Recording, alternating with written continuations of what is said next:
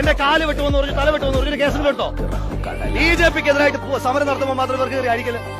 എന്റെ 2 സ്റ്റാഫുകൾ റോഡ് സൈഡിൽ നിൽക്കുക, അവരെ അടിച്ചു. സ്റ്റാഫാന്ന് പറഞ്ഞപ്പോ പറയാ ആ ഓഫീസിൽ പോയിരിക്കണമെന്ന്. അവരാണോ തീരുമാനിക്കുന്നത് എന്റെ സ്റ്റാഫ് അവിടെ ഇരിക്കണമെന്ന്?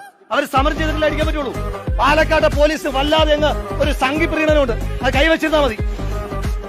മുനിസിപ്പാലിറ്റി മാത്രമേ അവർ ഭരിക്കുന്നുള്ളൂ. മുനിസിപ്പാലിറ്റിയുടെ പരിധിയുള്ള സ്റ്റേഷൻ അവരല്ല ഭരിക്കുന്നത്, RSS അല്ല. ഒരു SI പറയുക, സമരം നടത്തിക്കൊണ്ടിരിക്കുന്ന ആളോട് പറയാ ഇവിടുന്ന് പോകുന്നതിന് മുന്നേ നിന്റെ മുഖം അടിച്ചു പൊളിക്കും. ആ പോലീസ് സ്റ്റേഷനിലായിരിക്കുന്നത്.